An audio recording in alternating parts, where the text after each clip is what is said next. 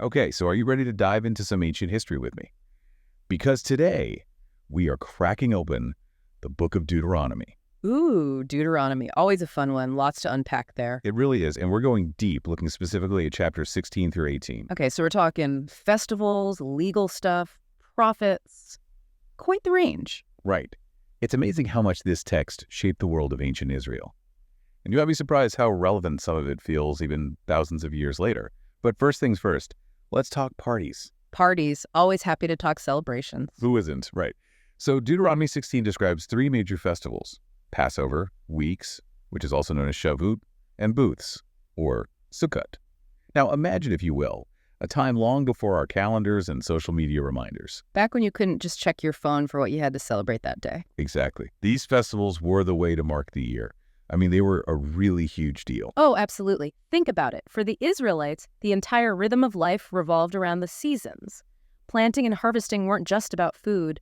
They were deeply spiritual experiences. Times to reflect on their dependence on God's provision. That's a really beautiful way to put it. And these festivals were like, giant celebrations of gratitude for all of that. Exactly, woven into the very fabric of their society. I love that, the giant celebration of gratitude. It kind of makes you think about how we celebrate holidays today, you know? Yeah, how we fit those celebrations into our busy modern lives. Right. I mean, we might not be celebrating a harvest in the same way, but think about, like, Thanksgiving. The food, the family gatherings. Yes, that sense of coming together. There are some interesting parallels there, wouldn't you say? Definitely. I'm seeing them already. Passover, for example, that one celebrated the barley harvest while also commemorating their liberation from slavery in Egypt. Wow, so much history packed into one festival. You know, you mentioned Passover. It makes me think of one very specific detail from the text. It talks about eating unleavened bread, calling it the bread of affliction. Right. It's a direct link to that whole hasty escape from Egypt when they didn't have time for the bread to rise. Wow, talk about a tangible reminder of the past. It's incredible how food can be such a powerful connection to history. 100%. Food can transport us back to moments in time, evoke emotions, and even connect us to our heritage. Absolutely. You know, speaking of connections, one thing that really struck me as I was reading about these festivals was this emphasis on inclusivity. Deuteronomy is very clear that no one, not even slaves, orphans, or widows, was to be excluded from the festivities. Oh, yeah, definitely. It was deeply important to them. Which feels surprisingly progressive even by today's standards. What do you make of that? Well, I think it speaks volumes about their commitment to social justice and their understanding of community. It wasn't just a suggestion, like, hey, maybe invite them too. No, it was a fundamental part of their societal structure. These festivals were about celebrating together as one people, united in their gratitude and their commitment to caring for one another. I love that, celebrating together as one people. But speaking of coming together, there's this interesting little line in Deuteronomy about how no one comes empty-handed to these feasts.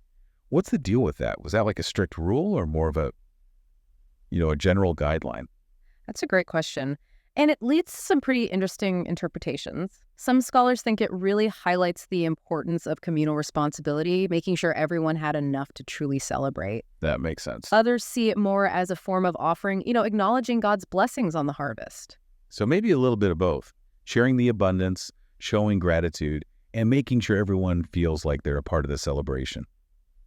It's amazing how these festivals were about so much more than just having a good time. They were woven into the very fabric of their society. But every society needs more than just celebrations, right? Right. You need laws, systems to maintain some kind of order. Exactly. Which brings us to a whole different aspect of Deuteronomy, the courtroom. Time for some legal drama. Well, maybe not drama, but definitely some intrigue. So chapters 17 and 18, they give us this really fascinating glimpse into how ancient Israel dealt with disputes and how they administered justice. And it might surprise you how developed their legal system actually was. It really does. Remember, this is a newly formed nation, right? Fresh out of the desert, just trying to figure out this whole being a society thing. It's like, okay, we escaped slavery, wandered in the wilderness for 40 years, now what? Yeah, exactly. And they needed a system to address conflicts, to ensure fairness, all of that.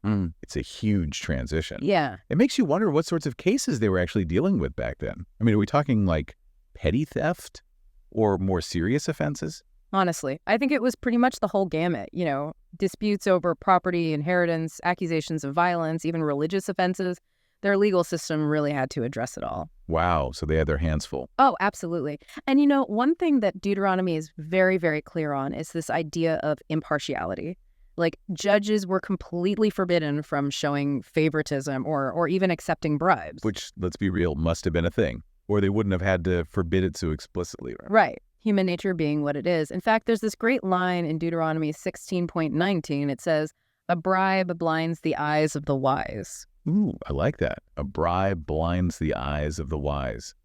That could be on a motivational poster today. Right. It really underscores how seriously they took fairness and justice. It definitely does. But you know what this makes me think about? Punishments. What happened if you disobeyed a judge's ruling? We're talking pretty high stakes here, right? Oh, yeah. You did not want to disobey a judge's ruling. I mean, depending on the offense, you could be looking at some very severe consequences, potentially even death. Wow. Which, again, highlights just how crucial this legal system was to maintaining order and stability in their society. It was about way more than just resolving a dispute in the moment. Exactly. This was about upholding the law and, by extension, upholding the will of God. Which makes total sense, given their worldview. But okay, here's something I find really intriguing. Deuteronomy 17 mentions cases that are too difficult to decide. What's that all about? What on earth would have qualified as too difficult back then? That's where the priests came in. The priests. Yeah, so they weren't just religious figures, you see. They were also considered experts in the law. Think of them as a kind of higher court. Okay, I'm starting to get the picture. So if a local judge encountered a case, and it was just really complex, like in terms of legal interpretation, or if they just couldn't reach a verdict, they would refer it to the priests. So like a biblical Supreme Court. That's fascinating. They had a whole system of appeals built in. And it's so interesting to me how the priests were so involved in both the legal and religious aspects of their society. It speaks to how intertwined those two realms really were. Exactly. You can't separate them. And honestly, to truly understand their legal system, you really have to understand their worldview. Because for them, justice wasn't just a human construct, right? Right. It ultimately came from God. So these judges and priests, they were seen as instruments of divine will. They were there to ensure that God's law was being upheld, that justice was prevailing. It's all connected. Okay, that makes a lot of sense. But hold on, because then Deuteronomy takes this totally unexpected turn. I love a good plot twist. Oh, this is a good one. We go from courts and judges to choosing a king. I have to admit, I'm a little confused. I thought they were trying to be different from all the other nations with their fancy kings. Weren't they supposed to be, governed by God? It is an interesting twist, and it reveals kind of a pragmatism, within their belief system. Okay, I'm listening. So while they definitely saw themselves as a people chosen by God, governed by God, they also recognized the very practical need for human leadership, especially as they transitioned from a nomadic life in the desert to a more settled existence in the Promised Land. So they're trying to balance their unique identity, this whole nation governed by God thing, with the practical realities of actually running a society. Exactly. Which I imagine was a pretty tricky balance to strike. Oh, absolutely. And they knew it. Which is why I think Deuteronomy is so specific when it comes to the restrictions they placed on the king. Restrictions? Like what? Well, for example, the king wasn't allowed to hoard horses. Horses? Horses? He couldn't multiply wives or amass, excessive wealth. Those are some pretty specific rules. What's the thinking there? Were horses a status symbol or something? Well, yeah, I mean, they were definitely a sign of military might, of power.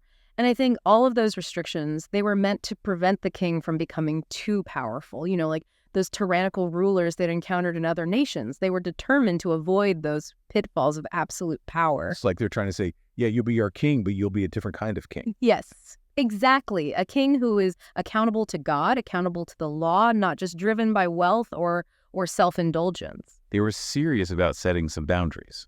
It's kind of amazing how much thought they put into these really complex issues of leadership and power. Okay, so we've gone from joyous festivals to the solemnity of the courtroom to the complexities of choosing a king. Deuteronomy really does cover it all. It's so interesting how Deuteronomy tackles these big, complex issues of leadership, especially at this pivotal moment when they were making this huge transition to a more settled way of life. But just when you think you're starting to get a handle on things, boom, we take another turn. We go from the very earthly realm of kings and courts to something a little more mystical. Yeah, because now we're diving into Deuteronomy 18, which is all about the role of the prophet. Things are about to get interesting. Right. It's like they're setting the stage for the next chapter in their story. But I'm curious, what exactly was the role of a prophet in ancient Israel? It wasn't just about, predicting the future, was it? Oh, it was way more than just fortune telling, that's for sure. A prophet, they were considered a spokesperson for God, this direct conduit between the divine and the human. Okay, I like that. A direct conduit. So not just predicting events, but like delivering messages from God. Exactly. They were messengers entrusted with delivering God's words to the people. But not just that. They were also there to remind the people of their covenant with God, to warn them when they were straying from the path, offer guidance when things got rough. Okay, so holding the community accountable, interpreting God's will, that's a huge responsibility. It makes you wonder, how on earth did they identify these prophets? Was it just anyone who claimed to have, visions or hear voices? You would think it might be that easy, wouldn't you? But no, Deuteronomy gets very specific about this. It lays out criteria for identifying a true prophet. Okay, so how do you know if you've got a real prophet on your hands? Well, remember that line? The Lord your God will raise up for you a prophet like me. Right, like Moses. But what does that even mean in a practical sense? What would they actually be looking for? Well, first and foremost, this prophet had to be speaking for God, right? Their words weren't their own. They were believed to be directly inspired by God. Okay, so far so good. But how do you know it's the real deal? What if everyone's claiming to speak for God? Right. Well, that's the thing. Their words had to come true. Deuteronomy is very, very clear about this. If a prophet makes a prediction and it doesn't happen, well, it's a fake. No pressure there. You get it right, or you're out. It makes you wonder how people back then would have reacted to someone claiming to be this promised prophet. There had to be some healthy skepticism, right? Oh, absolutely. Imagine the weight of expectation, the scrutiny, the hope that this person might really be the one to lead them, in the way of righteousness. They would have been looking at everything, their life, their teachings, their actions, and of course, how accurate their predictions were. Right. The stakes were incredibly high. And, what's amazing to me is that we started this deep dive with these joyous festivals. Then we delved into the complexities of their legal system. Then we grappled with the challenges of leadership.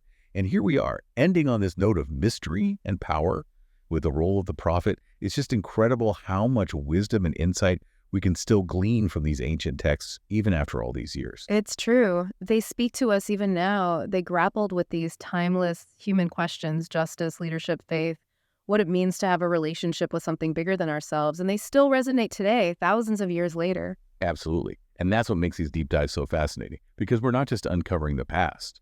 We're engaging in this ongoing conversation about what it means to be human, what it means to build a just and compassionate society. So, until our next deep dive, keep those ancient voices alive in your own journeys of discovery. Welcome to Charlie and Mia's podcast. We're embarking on an exciting journey to read through the entire Bible in just 1 year. Every day, we dive into Scripture, exploring its meanings and how it applies to our lives today. We invite you to join us on this incredible adventure of learning and discovery. Don't forget to subscribe to our channel so you never miss an episode.